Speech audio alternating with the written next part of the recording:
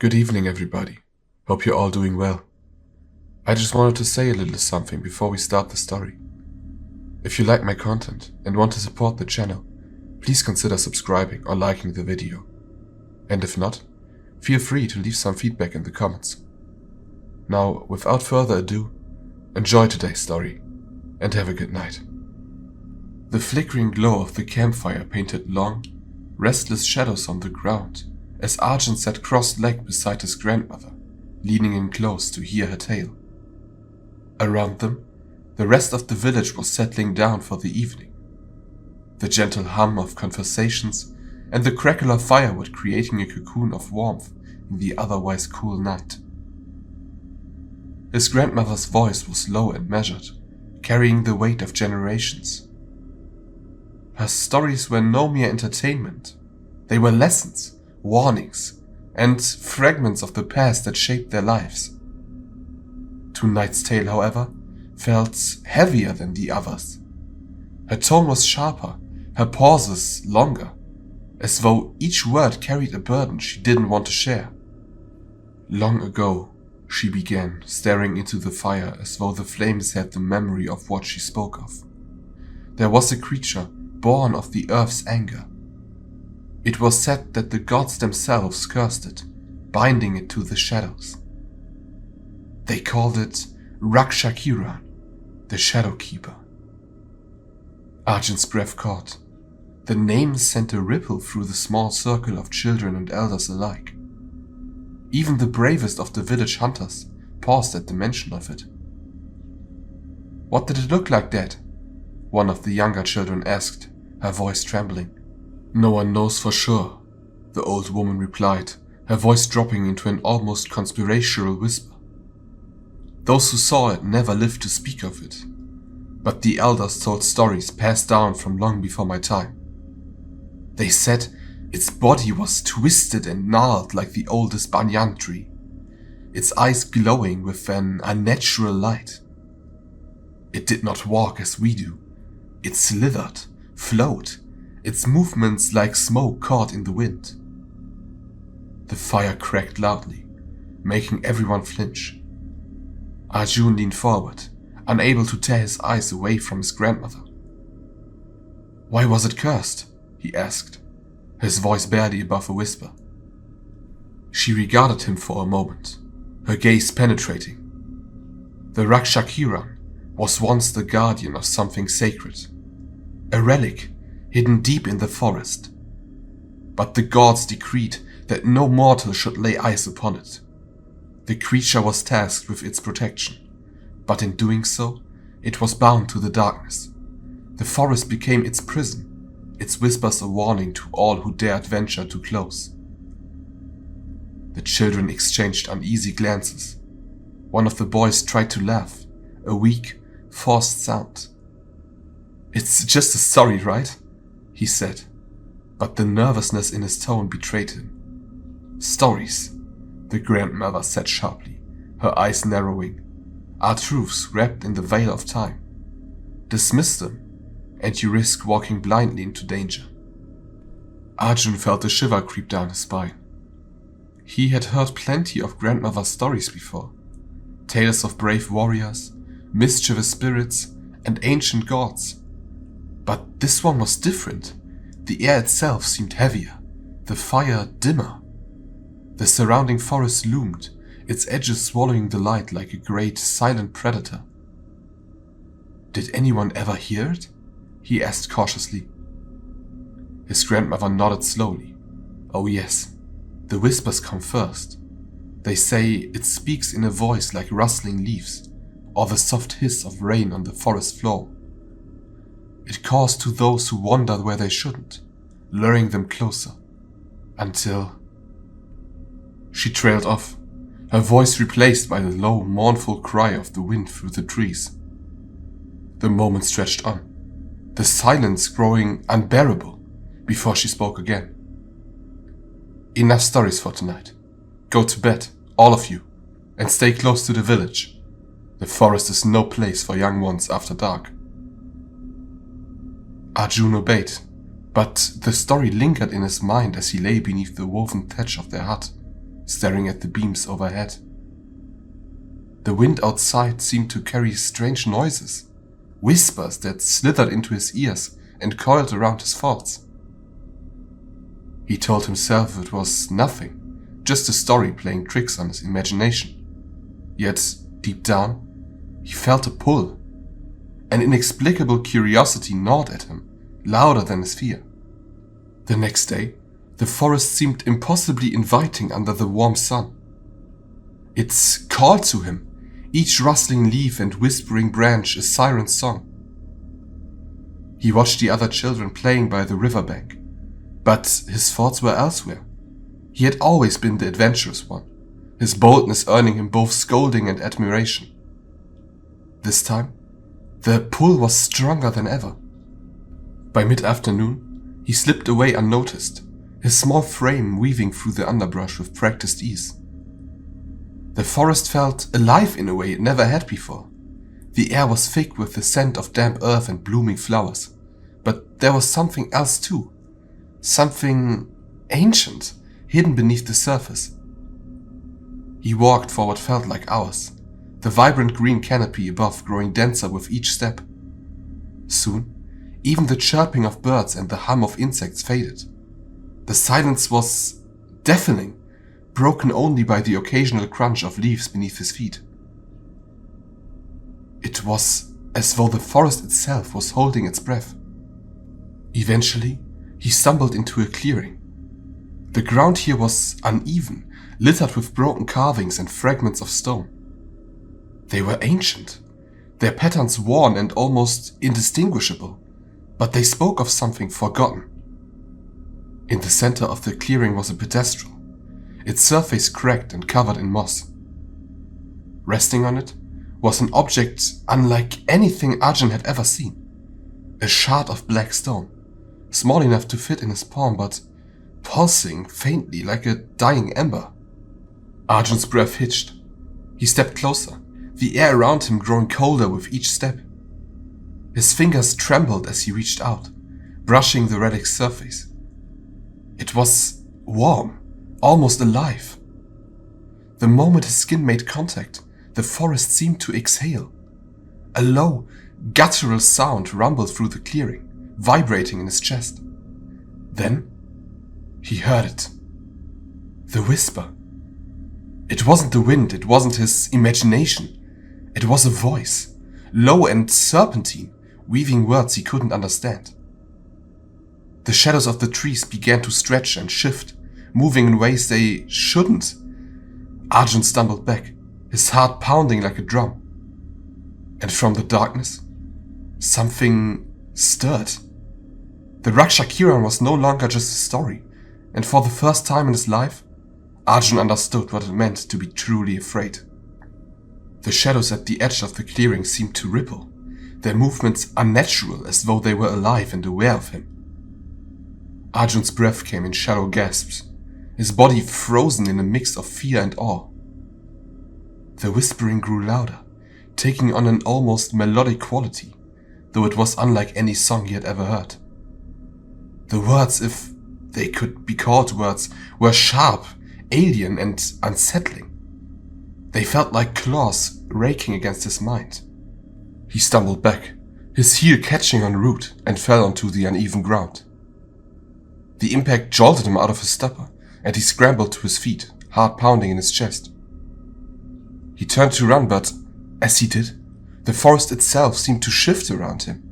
Trees that had been distant moments ago now loomed close, their twisted branches clawing at the sky. The clearing, once open and wide, now felt like a cage. The whispers grew louder, overlapping and chaotic, as if multiple voices were speaking at once. They beckoned him, teased him, their tones shifting between mocking laughter and mournful wails. Arjun clamped his hands over his ears, but it did nothing to block out the sound. It was inside his head, curling around his thoughts like smoke. "Who's there?" he shouted, his voice breaking. His words were swallowed by the oppressive silence that followed. The whispers ceased all at once, and for a brief, terrifying moment, the world stood still. And then it appeared. From the darkest part of the clearing, the Rakshakiran emerged, its body half hidden in the writhing shadows that clung to it like a second skin. Arjun's grandmother had said no one who saw the creature lived to tell the tale. And now he understood why. It was neither fully animal nor man, its form shifting and undefined. Its body was covered in jagged, bark-like armor, glistening as if it was wet. And its eyes, if they could be called eyes, were twin orbs of smoldering amber, their light piercing through the darkness. It moved with an unsettling grace, its limbs bending in ways that defied nature. The shadows around it pulsed and writhed, extending toward Arjun like hungry tendrils. Every instinct screamed at him to run, but his legs refused to obey. He was rooted to the spot, his body trembling as the creature advanced. It stopped mere feet away, its towering form casting a suffocating darkness over him. The whispers returned, soft and insidious, seeming to come directly from the Rakshakiran. But this time, Arjun understood them. "Why have you come, child of the forest?"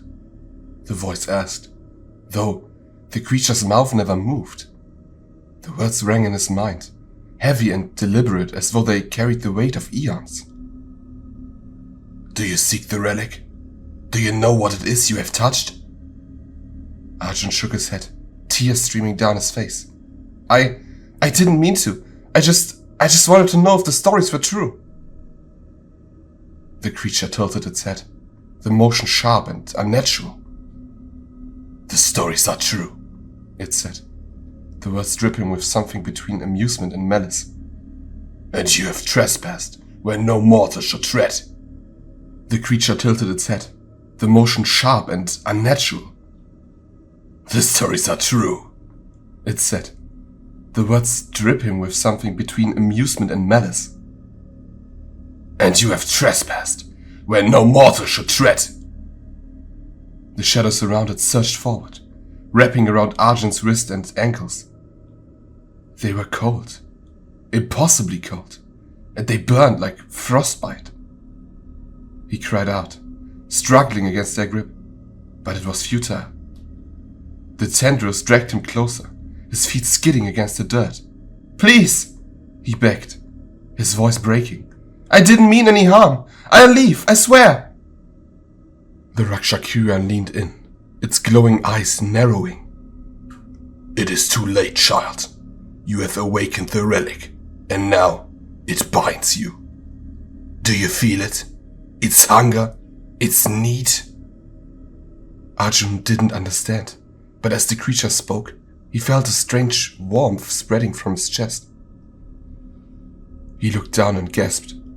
The faint, ember-like glow of the relic had somehow transferred to him, pulsing beneath his skin. It was faint, but growing stronger with each beat of his heart. "The relic chose you," the Rakshakiran hissed. "A foolish choice, but its will cannot be denied. Now, you must carry its burden." "I don't want it," Arjun shouted, panic rising in his throat. "Take it back. I don't want any of this." The creature's laugh was a deep, rumbling sound that made the ground tremble. "It is not a matter of want, child. It is a matter of fate. The relic's power is ancient and terrible, and it will consume you if you do not master it. But you are weak. You will fail." The shadows released him abruptly, and he fell to the ground in a heap. The Rakshakiran began to retreat, its form dissolving into the darkness. "Run back to your people, little one," it said, its voice fading like a dying wind. "Tell them the Shadowkeeper spared you. For now." Arjun lay there for what felt like an eternity, too shaken to move. The forest was quiet again, the whispers gone, but the memory of them lingered. The warmth beneath his skin had dulled, but it was still there, a constant reminder of what had happened. Finally, he forced himself to stand, his legs trembling beneath him. He stumbled back the way he had come. The forest seemed to part for him now, and by the time he reached the edge of the village, the sun was setting, casting long shadows across the ground. His grandmother was waiting for him, her face a mask of fear and anger. "Where have you been, Arjun?" she demanded, rushing to him. "I told you never to—" She stopped abruptly, her eyes widening as they fell on his chest. "No," she whispered, her voice trembling. "You touched it, didn't you?" Arjun nodded, tears streaming down his face. I didn't mean to. I didn't know." His grandmother grabbed his shoulders, her grip surprisingly strong for someone so old. "You must tell me everything," she said, her voice urgent. "Every detail. There's no time to waste. The Rakshakiran will not let this go unpunished." "But it let me go," Arjun said, his voice small. "It said I was chosen." His grandmother's face grew pale. "Chosen?" she repeated, the word heavy with dread. Then the stories were true. All of them. She looked toward the forest, her expression one of despair. "The relic has chosen you, child. And now, it begins." Arjun sat cross-legged by the fire that night, his grandmother pacing behind him. The glow of the flames flickered on her weathered face, but the warmth of the fire did little to chase away the cold fear that had settled in both their hearts. The rest of the village was quiet. Too quiet. It was as though the forest itself had pressed its weight against the settlement, its unseen presence looming over everything. "Tell me what happened," she urged again, her voice both firm and trembling. "What did you see? What did it say to you?" Arjun recounted the encounter in halting, broken words. The clearing, the relic, the shadows, and the creature that had emerged from them. He described its glowing eyes, its twisted form, and the way its voice had echoed inside his mind. He showed her the faint, ember-like glow beneath his skin, which still pulsed faintly like the beat of a second heart. When he was done, his grandmother sank to her knees, her hands clasped together as though in prayer. "I want you," she said, her voice heavy with grief. "I told you the stories were not just tales. The Rakshakiran is no spirit of mischief. It is a guardian, bound to protect the relic. And now, that power has chosen you." I didn't want this," Arjun said, his voice trembling. "I was just curious. I didn't mean for any of this to happen." "Curiosity is a dangerous thing," she said bitterly. "The relic is not just an object, Arjun. It is alive.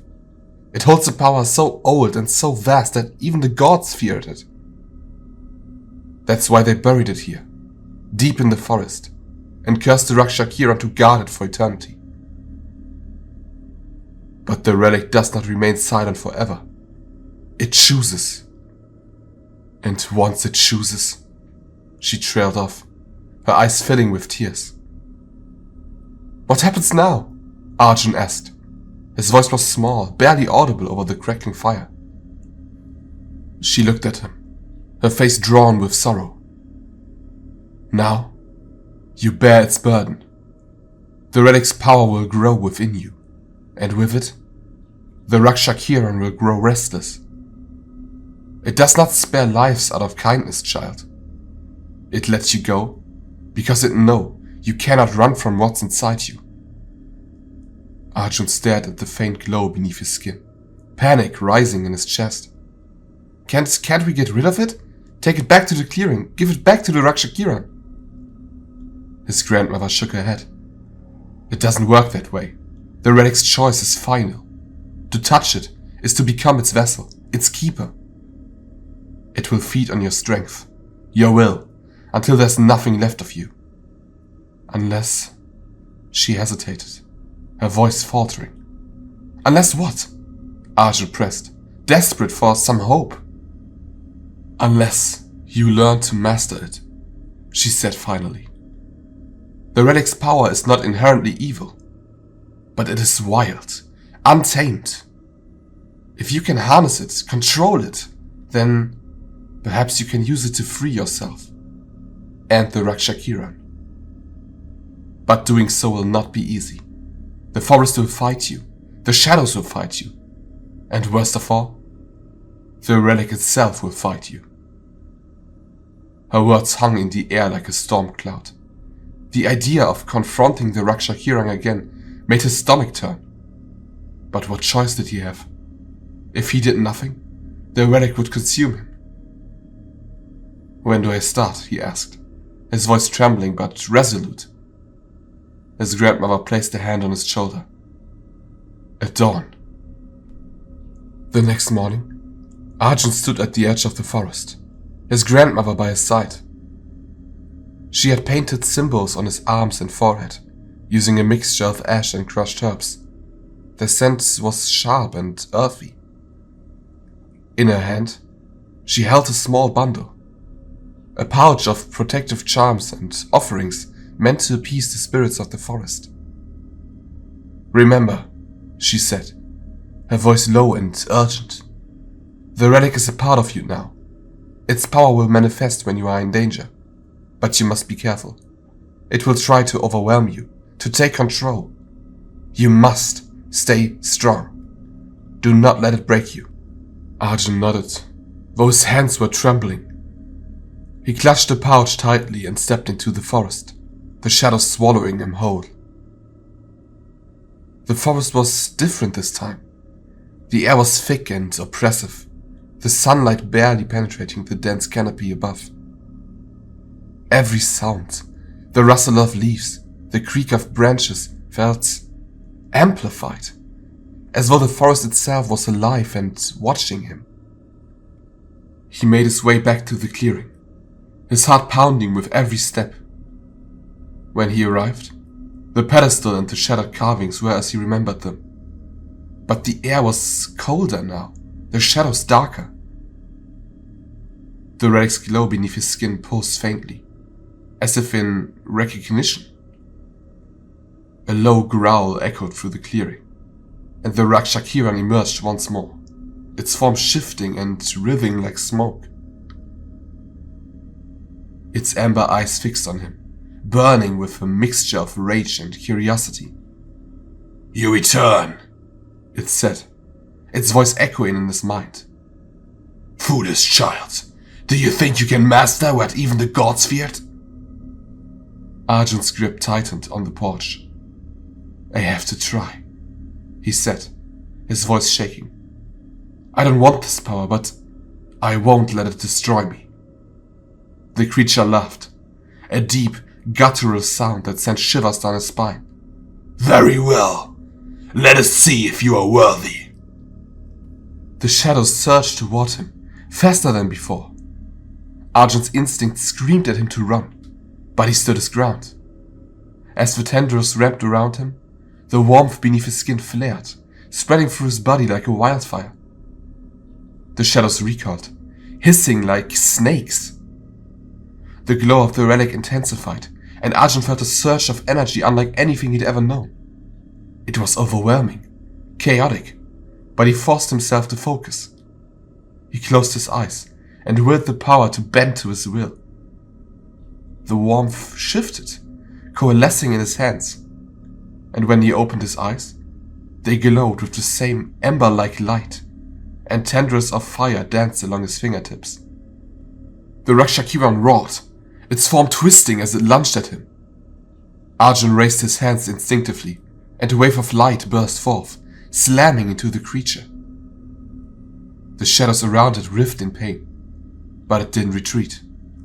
Good, it growled. But the strength alone is not enough. The battle raged on, each clash punching Arjun closer to the brink. The relic's power was immense, but it was wild, threatening to consume him with every surge. His grandmother's voice echoed in his mind. Stay strong. Do not let it break you. Finally, with one last burst of energy, Arjun unleashed a torrent of light that enveloped the Rakshakira. The creature let out a final, ear-splitting roar before collapsing into the shadows, its form dissolving into the earth. As the light faded, the clearing fell silent. Arjun dropped to his knees, utterly spent. The relic's glow beneath his skin dimmed, but it did not disappear. He knew it never would. When he returned to the village, his grandmother was waiting for him. She took one look at him and nodded, her expression a mix of pride and sorrow. You did it, she said softly. But this is only the beginning. Arjun understood. The relic's burden was his to bear. But he was no longer afraid. For the first time, he felt a strange sense of peace. He had faced the darkness and survived. Now, it was up to him to ensure that the power he carried would not bring destruction, but hope.